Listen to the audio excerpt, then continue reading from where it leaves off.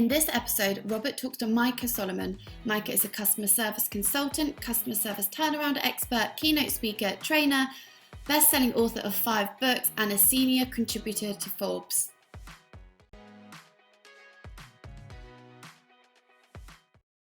Hello and welcome to the GYDA Talks today. Absolutely fantastic today. I'm delighted to have as my guest Micah Solomon. Hi there, Micah. Hello, Mr. Craven. Hi there. So let's just give the intro, the proper intro that Mr. Solomon deserves, because it's worthwhile. And I've been really excited to have you on board. So Micah is one of the world's leading authorities and hands-on consultants specializing exclusively in customer service, company culture, customer experience. Particularly relevant for me because way back in 2009, I wrote a book called Customer is King, based a lot on what I'd heard and read from this man here. So he's been named Financial Post the new guru of customer service excellence, specializing in creating 5-star customer service with an eye towards bottom line results. Author, consultant, keynote speaker, contributor to Forbes, Inc., has reviews from all the top names. Hello and big welcome to you, sir. Wow, thank you. I'm blushing. Well, you don't need to blush. So tell us, how would you describe yourself, if rather than the formal words, how would you describe yourself? What's your sort of pitch about yourself? Well, I'm about 5'10". I wear glasses. I have headphones on right now, but you can see that, right? Yeah. Yeah. All right. Well, then the rest of it is, I am a customer service turnaround expert, which means I'll come to your company and help you either literally, well, not literally, but figuratively turn everything around, or if all that's needed is a refresh, I'll refresh it as well. And this means I might start by mystery shopping your company, simulated a client as best as I can, talking with you about what the pain points are, talking with some of your customers, and then we'll strive to improve everything from communications to processes. That was for my Canadian names. Canadian friends, for the rest of you, I will translate. That was processes, and it can be very impressive results. I will tell you though that the people who hire me tend to already be doing pretty well. They already know the value of an exceptional customer experience, and they just want to make it more exceptional. It's amazing all the infamous companies that have terrible customer service that don't call me, and I'm only, and I think that's kind of telling. It's very interesting. So it must be one of those things that never leaves you alone, because you can't walk into this is where we have the language issues, a supermarket, a gas station. You can't go to Amazon. Petrol, yeah, without feeling or out measuring whatever it is that you do. I mean, my first business was running a cafe and a restaurant. I spent years, even after I'd run it, sort of picking up cups and looking where they're made and looking under the rooms. So presumably that's you're like that. You're never off duty because you're always aware wherever you go about how you're being treated by other people. Well, I try to get better about it. My new mantra is that I won't complain unless they're paying me to. But this is how I was born. I've always been extremely particular, at least in some things. I found this note that was written to my parents at summer camp. At the end of the summer, it was very good customer service. The counselors understand their customer are really the parents. So they'd written this note to my parents like they did to all the kids, but you had to read, well, not really even between the lines, but it said, "We have enjoyed the rigorous pleasure of Micah's company, but it will be something of a relief in the off season to not get all these great suggestions about how the whistle is out of tune on the waterfront and the orange juice doesn't quite pair with the sloppy joes and so forth. So we are somewhat relieved to return him to your capable hands, Mr. and Mrs. Solomon." Brilliant. Because the thing is, once you start, I mean, that is what actually goes on. You go into a hotel room, you're quite happy. They said to you, turn left, turn right, go to the, put the key in, you open the door, and then it's kind of when you see the first pubic hair on the toilet seat or whatever it is, you suddenly go, oh, and another thing, look at the dust, and another thing, the shower's not clean, and another thing. It's kind of like everything's okay until suddenly you see, for me, until you see something wrong. And you get turned off at the first one. You don't have to wait for the third. yeah. So that Quentin, my father always quoted Quentin Crisp, who said, if you go into a restaurant and you order a dry martini and it comes sweet, that's the time to leave. And I kind of get what he's saying, because they're never going to rescue it if they've made a really fundamental mess up. Anyhow, let's stay vaguely to a script. How do you get to doing? Oh, I think we're way off already, Robert. Good, I like that. But how did you get to 2020? How did you get to doing this? I mean, all the things you could have been doing, you end up doing customer service. And there's another thing is, surely everyone knows about this stuff. Surely there should be no need for you to be running around. Thanks a whole lot. Well, there's two completely true stories to how I got to doing what I'm doing. And the one I just told you, I was born particular, and I finally found a way to monetize that.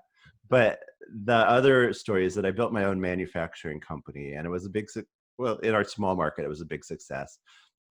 When I sold it, I started to think about what had made us beyond being a commodity, and the answer was always the customer experience that we provided. So I started to write a book about that, and I thought, well, I have all these examples from business to business and such, but everyone wants to be the Ritz-Carlton of widgets. Nobody wants to be the Bank of America of hospitality, right? No. So he's now a colleague, but at that time he was a friend, who had created many of the wonderful systems at the Ritz-Carlton. So I called him and I said, hey, let's write a book together. And he said, nah, I'm planning to write my own book, so sorry. So I called him again 6 months later and I said, hey, how's your book coming? And he said, oh, I haven't done anything, but I still think, this is how deluded he was. He said, I still think I'm going to find a week in the Bahamas and write it. So I was like, okay, good luck with that. 30 minutes later, he called me back, sort of, you could hear how sheepish he was on the phone. And he said, my wife overheard that last phone call, and she said, you have to write this book with Micah because you're clearly never going to get around to it on your own. So we wrote this book. It was called Exceptional Service, Exceptional Profit. And it was a bestseller. It's still a perennial. And people started asking me to consult and transform their companies. And that's how it started. And the Ritz-Carlton story is a remarkable story, and it gets quoted back at you and back at me endlessly. I quoted at people because I worked with Ritz-Carlton in Jamaica, and I also worked with Sandals in Jamaica, probably about 10 years ago, and they are stunning organizations. I mean, they're stunning as a guest, and they're stunning when you get sort of under the skin of how they operate. They're just amazing.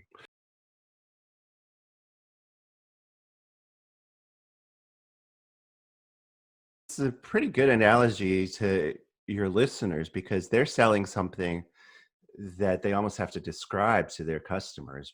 And great hotel is similar. Their room's not going to be any more rectangular. Their toilet's not going to flush any with a more melodious sound than the guy down the street. But they infuse that with things that make customers not only enjoy it, but spread the story for them. Yeah, and I think that, and I certainly, when you get really good service, and it doesn't matter where that good service comes, when someone appears to have engaged you as an individual, when someone seems to have gone the extra mile, when someone seems to have just spent some time with you, so you're not a number, that makes a remarkable difference. And it happens more in small businesses than big businesses, but just because it's difficult to do doesn't mean that larger businesses shouldn't be able to do it. No, and a lot of times, not always, but a lot of times that's when things start to fall apart, and people call me is they had a great or at least a very good relationship with their clients when they were small, and then it feels like it's fallen off. So I will, at the beginning of my book, Ignore Your Customers and They'll Go Away, I describe that. I say that I slide down the guru pole, which is like the bat pole, but it's for consultants. And I rush when I hear that call. And very often, this is exactly what I find, Robert, is that at the beginning, they were signing their thank you notes. They were not hiding in the back. They were answering calls more quickly. And then they grew and they started to think, and this is such a mistake we all make, that there was an infinite supply of customers. Well, there isn't. The reality is I hesitate to even use the word customers in the plural. I think you should only be thinking about the customer in front of you right now. And if you lose that customer, they are gone, barring some miracle, they're gone forever, right? They're gone forever. And if you're okay with doing that, I mean, one of the great things about being small is you can fire a customer once in a while, but by and large, you don't want to let that be happening willy-nilly as you grow. Okay, so still going to ask the question: why customer service? Uh-oh. Am I dancing around a question you want to answer? No, I'm loving it. I'd much rather have a conversation like this than being rigid. But I'm still curious. So we were writing books 10, 15 years ago about customer service. They haven't got it somehow, or they don't believe they need it. I mean, I can understand an airport hotel where it's always full.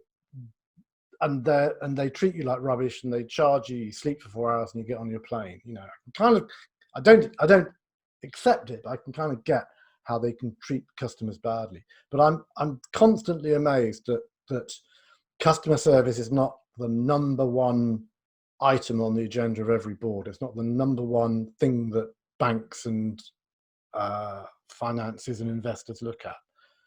So, Well, you're exactly right. Anyone who thinks that great customer service is not important, or even, and I hear this, that it's too expensive. I mean, they have to be, what's British for crappy? crappy. Okay. They have to be crappy at math, because the best number that I've seen is the 97% of customers make buying decisions based on word of mouth. Yeah. 97%. So at first I thought, wow, that's a big number. Oh, I'm sorry, that's wrong. 93%. So at first I thought, wow, that's a big number. And then I thought, well, who are these stubborn 7% who don't listen to word of mouth? Who are they? And I thought, well, you know what? I know who it is. It's my uncle. He's a stubborn, fantastic guy, but he makes decisions on his own. Maybe he'll read Consumer Reports, but he decides on his own. But everyone else, the 93%, are going to decide based on their customer experience, based on the customer experience of the people they listen to online, based on the customer experience they read about in The Customer is King, or that's Robert's book, or Ignore Your Customers and They'll Go Away, that's mine. Or, and this is true of all generations. We think of the Gen Y and the Gen Z as being the only people who do this social stuff, but it's totally not true. There's actually a group on Facebook called My Life's Officially Over. My parents have joined Facebook. So it's all of us now, right? So you must have seen some great customer service disasters. You must have seen some great organizations getting their clients wrong. Can you give us some examples of some really great mistakes you've seen? So in the book, in my book, I don't mention any by name. I mention the good stories by name. Okay. But I'm going to confess to a disaster that happened at one of my companies. Is that okay? Yeah, go for it. I could name my own name. So this was early on, and technology is very important in providing great customer service these days and getting the technology right. We can talk a little bit about that in a moment if you want. But sometimes the technology could kill you as well. This is an example of that. So one of my companies, we had a very particular customer, very particular. I'll call him Michael because that's his name. And because he gave me permission to tell this story. So Michael is very, very particular. And I always thought that's fine. But one of our younger employees, it rubbed her the wrong way. And we were using, it was dynamic CRM. And we had typed into it, but it was pre-CRM at that point. So she had typed into this, for Michael's record, she typed in a 7-letter word. 7-letter word, 7 letters to describe him. Well, that was okay. No, I mean, not best practice, but that was okay as long as everything was offline. Then one night, our brilliant IT department finally came up with their new pet project, and they put it online, which is a My Account product where you could check your account 24/7. So that happened. Michael saw this 7-letter adjective that described him, or maybe it was a noun. He's an 7-letter word. He called me. Thank God he's a nice guy. He called me and he said, Micah, I think you owe me a really nice dinner. And thank goodness he had a sense of humor. He said, I know I strike people, some people that way. And in fact, I said, he was in Maine, and I said, what's the absolute best restaurant in your area? And there is an incredible 5-star Relais and Chateau restaurant there, the White Barn Inn. So our little quick learning curve cost me like $300-400, but it's totally worth it for the story. Yeah. And we're still friends. Well, that's even better. So if you just flip that round, what do you think the secrets are? What do you think, if we're going to talk about exceptional, because it's quite. Well, don't do that. Yeah. I mean, that's a real. But when you do that, that's one of the secrets is to have a approach ready for customer service recovery, because this stuff's going to happen. I mean, that one was avoidable, but this stuff's going to happen. And sometimes it happens from employees being empowered. I mean, we say they're going to be empowered, but it's not like they're empowered till they mess up and you fire them. They're empowered until they do something great, and they're also going to make mistakes. I mean, they're going to make mistakes. So you need to be ready to deal with it. And one of the secrets of dealing with it is apologizing. And a lot of us, especially those of us who built our own businesses, we bristle rather than apologize. I mean, if you're working for the man, you don't mind apologizing on behalf of them, perhaps. But if you're working on yourself, the first thing you're gonna think is, you don't really understand the situation. Rather than, oh, I'm so sorry. By the way, if you're gonna give an apology, give a real one. Here's a good fake apology you should never use. I'm sorry if you feel that way. It does very much say it's your problem that you feel like you've got a problem. But it is. But you find when you're complaining, and I do a fair amount of complaining. It's like I would never have guessed. All you've got to do is say you're sorry. All you've got to do is you say I'm really, really sorry. What can I do to put it right? And you say, well, exactly. I want my money back. And then they say, and what else can we do for you? You go, I'd like a letter from the managing director. And what else can we do for you? Nothing. It's okay. I'll go now.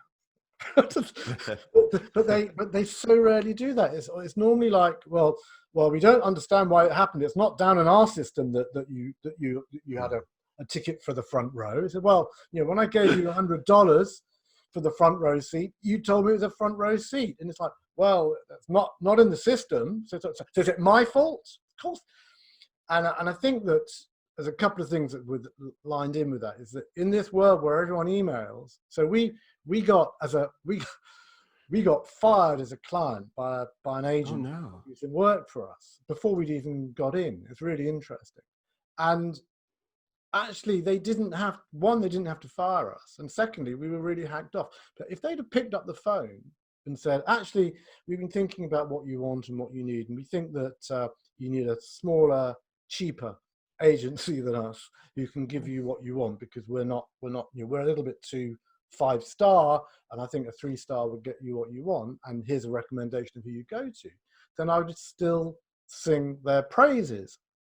But they actually sent us an email saying, for the following reasons, we feel that you're not appropriate. You don't understand this. You don't do this. It's like, hang on, I'm the customer, and I was willing to give you my cash, and clearly you don't think that's right. You're superior. So for me, it's a lot about how we do stuff. And in this world where we think we can email people, it's kind of not good enough. Pick up the bloody phone, in a world where we think that the words are enough, almost like the features. It's not what you say, it's how you say it, and it's and where you have really good examples, where you feel really good. There's a whole process, so you arrive at the hotels. They don't have to take your credit card details. They've already got them. They don't have to take your passport details. They've already got them. They don't. But for some reason, hotels still insist on making you queue up, and then when you get to the front of the queue, then they say, just 1 minute, and then they look for your room. They don't have to do that. They can take you to the room straight away and say, tomorrow morning when you're relaxed, we'll come and just make sure we've got the right passport number, blah, blah, blah, blah, blah, blah. Excellent. That's a good approach. And it's if their system is working properly in favor of customer service, putting the customer first, thinking things through the customer journey, that's fine. But I think too many businesses think about what's convenient for them as opposed to what's convenient for me. And whether that's what digital agencies call user experience, which is when you go to a website, you're looking for some basic stuff. Mm-hmm. Or whether when you go into a hotel and that usual thing when they say you're in room 463 on the second floor, and you go to the second floor and there's no numbers on the wall, or it says 461, 460 to 462, and then 46. Where's my room? Where's my room? Why am I feeling so stupid? Why are they doing this to me? It's just not necessary. So come on, give me some great examples of excellent customer experience. Give me some examples. Well, let's back up for a second. So it's not really a flip side of this, but something to be aware of with today's customers is that it's not always the time for the personal touch. It's not always the time for the wow customer experience. You also need to be reading when your customers are feeling like they're all business, feeling like they're in a hurry, and sometimes they do just want. They do just what. So I think we're saying the same thing. But when you do have that moment where you have that touch point, make it extraordinary. So I mean, to give you an example of some good customer service. So Zappos is they're an e-commerce company. So it seems like the last place you would find one of these examples. But their theory is that fewer than 5% of their sales are made on the phone. And that's got to be fewer than 0.05%. It's got to be a very, very, very tiny number. But they also theorize that every customer is going to call them once in the course of their relationship. And usually it's going to be when something's gone wrong or they really need something. So they want to make that call exceptional. And then once you've had that exceptional call, you'll feel bonded, and you'll probably go back to your ordering online, but you'll be singing their praises, and you'll feel like you have a friend at Zappos. And it's the same principle that is the reason we still have bank branches. If you're wondering why we still have bank branches, it's because I know it's probably forced a habit, but it's also studies that show that in retail banking and financial services, if you just have that one reassuring in-person interaction, then every time you are working with them electronically, you feel like you're talking to Robert rather than to a faceless algorithm or whatever it is. So what does Zappos do? Well, Zappos is famous, and this is here where I diverge from the typical Zappos source. So Zappos is famous for these completely over-the-top wow stories, and some of them are a little unrealistic. So let me tell you a story of realistic wow at Zappos that any of us can emulate. This is what I call everyday wow, and it doesn't cost much more. I won't say it doesn't cost any more. You have to be hiring good people.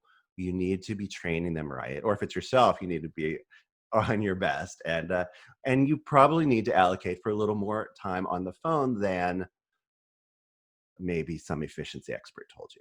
But if you do all that, then you're golden. So I'm at the Zappos, they call it the customer loyalty team. It's what the rest of us would call a contact center.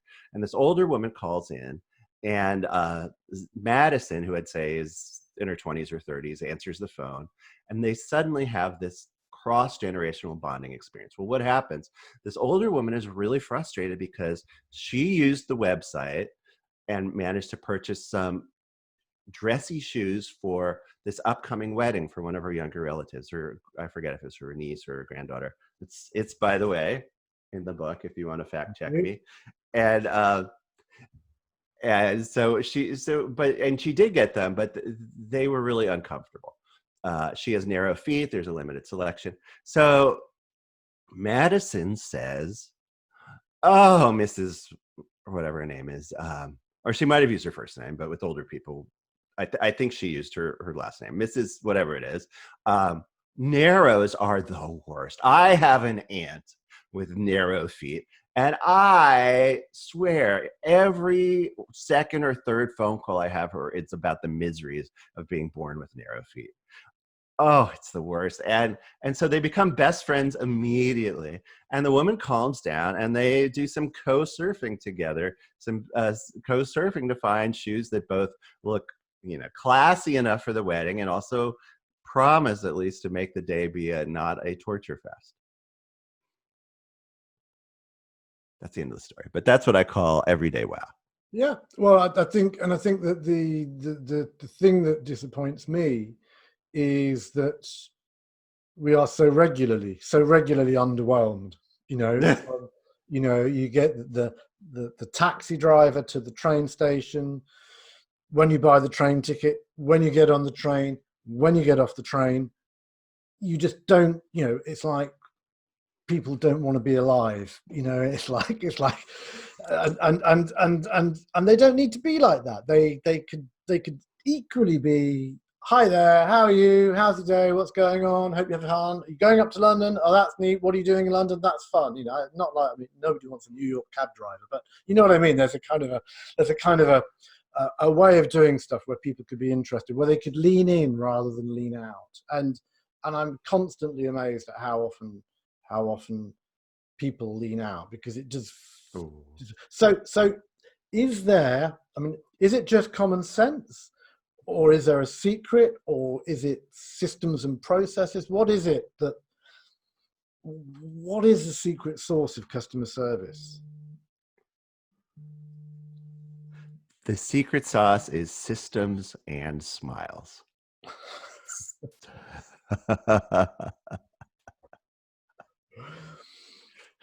And smiles. So with that one or the other, it's not enough. If everything's always falling apart and you don't deliver on time and your work is shoddy, that's never going to fly. But if you deliver tip-top work and you do it without a pause, making the whole interaction positive, that's not going to fly either. So that is the alliterative secret there, Robert. Systems and smiles. And let me just exercise a bit of my brain. 5-star service like Ritz-Carlton, incredibly expensive to run. That's true.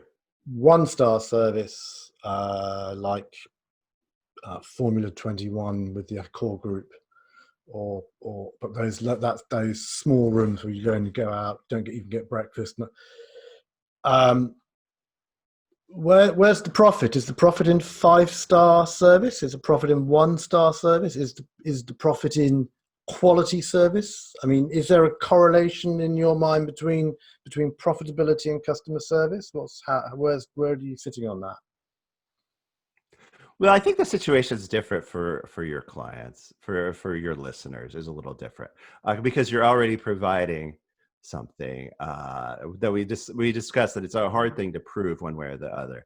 And in that situation, adding the service will always increase the profitability. The only time it might not is if you have, or might not be necessary, let's say, is if you have an absolutely unassailable advantage. If you are the only gas station and before you enter Death Valley or something like that, right? So and there are situations like that where you have an incredible efficiency advantage or an incredible convenience advantage. But if you are in spite of your parents telling you you're the best kid ever, which I tell my kids all the time, and they're like, whatever, Dad. Well, we probably are to some extent replaceable. I mean, there's this old joke. Someone comes to New York, and the old crusty, I don't know, theatrical agent or something says, "So you think you're one in a million, kid? There's 8 guys just like you here." So, right. So, because there's eight, you get the joke. Okay, I don't know how to explain it. Okay, good. Thank God. Uh, so, how many people are in London right now? There's about 8-10 million. Yeah. So you think you're one in a million? Well, that's great, but there's might be 10 others just like you. So if there are, 9 to 10 others like you, the extra service touches are a great way to increase your profitability. Now, why does it increase profitability? Number one, you get more customers. Let's back up. Number one, you'll keep your customers. Let's say you got them already. Number two, they will be more forgiving of, believe it or not, of price increases. They'll be more forgiving when you have little foibles. They will tell their friends. It's quite it's quite a civilized way to improve the bottom line, and it's a multifaceted way to improve the bottom line. So why doesn't everyone do it? Well, more people do it than you realize. One of the things that I get a lot is, oh, you're in customer service. Customer service is a dying art. I hear that a lot, maybe from older people. Customer service is a dying art. Well, I don't think that's exactly true. I think customer expectations, including yours and mine, have risen so quickly that companies are having trouble keeping up. Go back, I don't know, 10 years, online inventory was never expected to be accurate, right? It only became real time. That only became the expectation with Amazon. Before that, you could take people's credit card for something that was totally not in stock and it wasn't clear that it wasn't in stock, and that was fine. I mean, I don't think anyone liked it, but you weren't the only person, the only company. You weren't the only company making that uncustomer centric decision. I think timetables have improved. I think customer service employees are probably about as friendly as they were before, and yet we complain more and more because we do have, I think, some better examples, probably at every price point. These days. So does that mean that it's a lot about managing expectations? So don't tell people they're going to get a 5-star service and it'll be delivered by close of play tomorrow if you know it's not going to be. Is it the old thing about under promise, over deliver? Is it the same thing about staying in contact with people, about letting them know what's going on? And that, again, I'm going to argue that the whole email, website, dealing with a system rather than a person creates an expectation, because everyone says we can do this in 24 hours.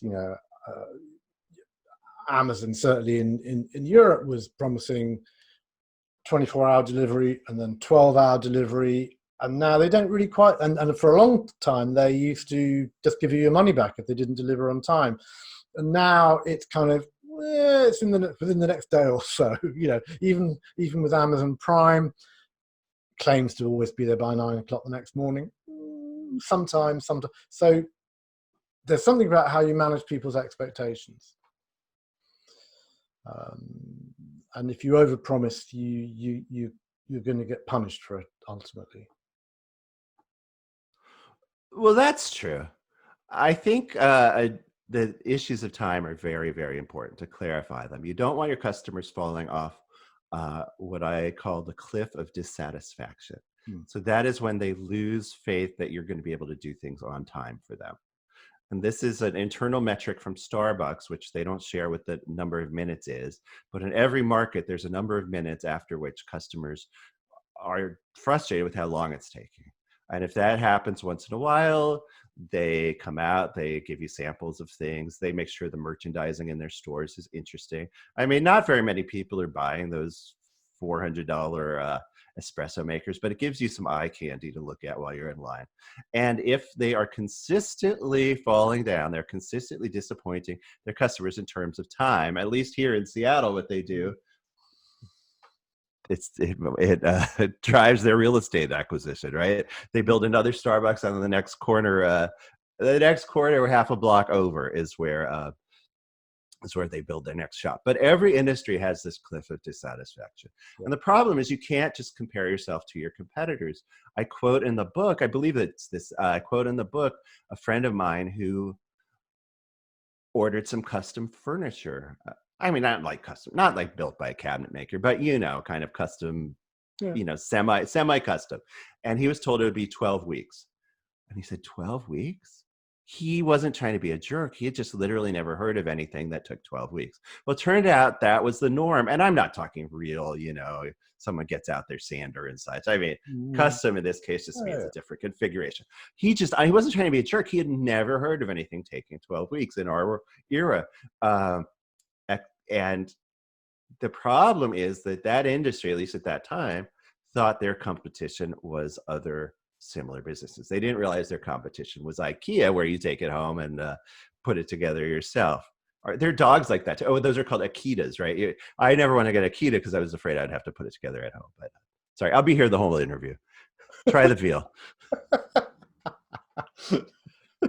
But I did the reverse thing. So I did a piece of work at Warwick Castle, #2 most visited tourist site in the UK. Oh wow! And they discovered that if they put a sign up saying 45-minute queue from here, the longer they put that sign up, like 55 minutes, the more people would queue. So what they were trying to do was they were trying to tell people, don't queue here because it's going to take too long. And of course, you queue for 45 minutes, you go down the stairs, and it's a dark, damp kind of cellar, really, with a few sort of metal objects and a story saying that someone got hung or strung up there, and that's it. But the longer they said that the queue and the wait was going to be, the more people would actually join the queue. There's almost like a fear of missing out going on. So I think the psychology of people is really fascinating. So that is rare. Let's just say that principle. Yeah, I know. Isn't going to work for everyone, but that's very interesting. But the high quality names in customer service, Ritz-Carlton, Zappos, Virgin, and so on and so forth. That reputation hasn't just happened. I mean, I love our cleaning lady comes up to me and says to me, I'm going to buy a pension. I go, oh, fantastic. Who are you buying the pension with? And she says, oh, I'm going to buy a pension with Virgin Finance. I go, oh, wow, that's fantastic. Why is that? And she goes, oh, it's that nice Richard Branson man. Now, there's so much going on in that story. There's so much going on in that story about her feeling that Virgin, Branson, the Virgin promise, the Branson personality, the fact that she feels safe and she wouldn't go to any of the other 132 suppliers that would all be banging on her door demanding money. There is something going on about Virgin, Zappos, Ritz-Carlton, and 1,000 other people. So why is it that they stand out? Is it that they stand out because they do exceptional customer service? Is it they stand out because they've designed it in? Is it because they're profitable so they can afford to do customer service? Is it they're just young-minded? Is it that what is it that's going on there? Well, that's a great story, and I spent some time with Richard Branson that I discussed in the book. We were having breakfast, and some of these themes came out. Let me tell you some of the things you can do to be more Richard Branson-y, if you want. To be more Richard Branson, great. I mean, you've got one of the things right already. You're not wearing the tie. Yeah, you're not wearing a tie. He's anti-tie. So what we were talking about was the service on his Virgin Atlantic Airlines, his international airline. And he was not saying that his service is better or worse than the Middle Eastern and Asian airlines, because some of those are spectacular. However, he wants it to be different. And so we were talking together, well, how should we describe the difference? And he said, well, what was that old movie? And we came up with this term, Stepford customer service.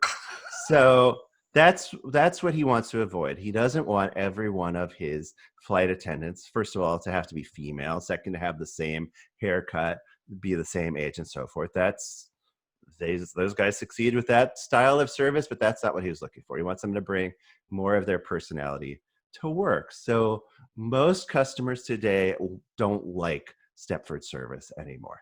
I mean, they like it better than no service, but they're looking for something that feels a little more authentic. And what I call in the book, I call peer on peer. It's no longer like this service that you see in historical recreations of Buckingham Palace, where the right, and the hand behind the arm, the hand behind your back, and and you're being very servile, though, of course, with those dramas. We know that much of that servility is actually passive aggressive, but because they do actually think they're superior to the royal family. They may be right, but that's not the style of service that people are looking for at any price point these days, unless it's a historical recreation. I quote I quote Richard Branson saying that he doesn't want that. I also quote a fantastic 3 Michelin star restaurateur here in the States saying that because his place is very fancy and price point's very high, he gets these promising young people who want to work in his restaurant. He hires them. Then the first day they're on the job, they start prancing around with the towel over the arm. And he's like, what terrible movie from the 50s did you see? He says, I don't want, and here's the money quote, I don't want the imitation of a waiter. I want the real thing. And we're talking about someone who's charging without alcohol. For 2 teetotalers, it's probably going to cost them $500, 400 pounds or whatever that translates to be. Cool. Very nice. Very nice. I'm going to, have you got 5 minutes before we disappear? I've got 4.5. No kidding. I'm here. There's not a lot going on right now. It already. I don't know. Cool. Okay, fine. So I'm going to throw some quick fire questions at you. One word answer, because it's always interesting. Okay. So what's your favorite word? Well, it might be 5 words, but not many. What's your favorite movie? Shoot. Witness. Okay. Good. I'd go for Pulp Fiction myself. That's another one, but it was 2 words. Yeah, perfect. Favorite album? Favorite music album? Oh, we enter controversial. Welcome Interstate Managers by Fountains of Wayne. Shoot Out the Lights by Richard and Linda Thompson. Okay, that's better, yeah. Okay. Rumor and Sigh by Richard Thompson. Okay. Woodface by Crowded House. Okay, fine. Cool. And so what's the go-to phrase that you say all the time, that clients hear you saying all the time? And there you go. You said it again. What's that phrase that you use all the time? I'm afraid I say cool a lot. I think I say cool a lot. Cool. That's better than awesome, because awesome is the one that is like, it's not awesome. I mean, it's awesome with awe, but cool. I'll go with cool. And what do you reckon? As many words as you want now, really. What's your consistent recommendation to a business owner or a business manager when you meet them? You meet them and they say whatever business they run an accountancy, a law firm, a marketing firm, and they're talking about business. What's the recommendation you make nearly all the time? Well, what's going wrong or what could go more right? Sometimes it is one big thing, right? Maybe you could, as the kids say today, pivot, and it would make a big difference. But a lot of times you're pretty much doing things right, and then it becomes a lot of small things. Do you know how to apologize? Do you know how to listen? Is the beginning of each customer interaction good? Because that sticks in our brain a lot. Is the ending just a toss-off, or do you try to end it properly? There's a lot of little hiring. Are you just hiring for technical skills, which we know can be important in certain positions, or are you also hiring for pro-customer personality traits? These things make a difference. So that's fascinating, because that's stuff that we kind of know we should know, or we probably do know that we know, but somehow so many of us just don't have the attention to detail. Well, if that's a problem, I have arranged my book. So the end of every chapter has a little cheat sheet. It's like Cliff Notes, but it's called "And Your Point Is, Micah." And so there, if you have short attention span, there's the 5 or 10 points for the chapter. And So that's the one. You don't have an excuse anymore. Brilliant. That's fantastic. And at the end of the show, the contact details and so on will be there. You can get it on Kindle. I know because I have it. So it's final question, I guess, really is what's next for you? What is next for you? Because this has been a brilliant conversation. It's been one of those things where you're going back saying, so let me just think about my business. Let me just think about how we onboard people. Let me just think about how we deal with people in the middle, how we deal with them at the end. Let me just think about how we make people feel. So I've loved the conversation, but what next for you? What more of the same? Something different? Small businesses, big businesses? Well, I work with almost any size business. One of the household names worldwide, I believe, is the Museum of Modern Art, and working on this project was so much fun. So it was improving what they call the visitor experience. So they just underwent a nearly $500 million renovation and reimagining of the galleries at this iconic museum in New York City, where there's Starry Night and all these other unbelievable works of art.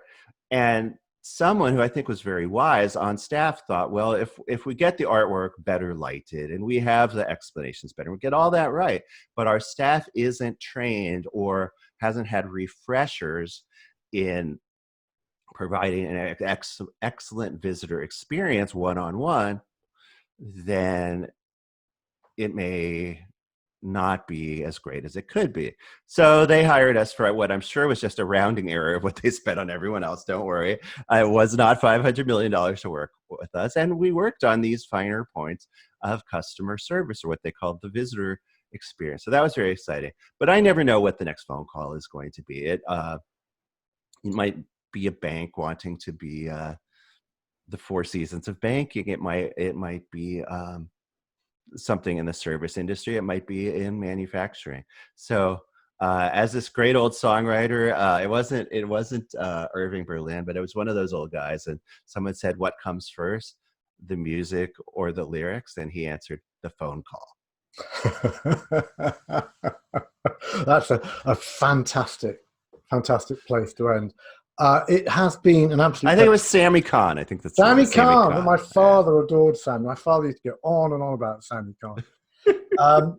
Thank you so much for being a brilliant guest. It's been a long time coming, this interview, and it's been worth the wait. It's been great because your approach is refreshing common sense, if that kind of makes sense. And everyone, it's like everyone knows what customer service should be, but we don't get round to putting it first. And you're just saying, put it first, and then everything else will fall around it. So that's been an absolute pleasure. So thank you very, very much for being an absolutely cool / awesome guest. Well, thank you, Robert. It's been epic. Brilliant. Cheers. Thank you very much. Thanks. Bye.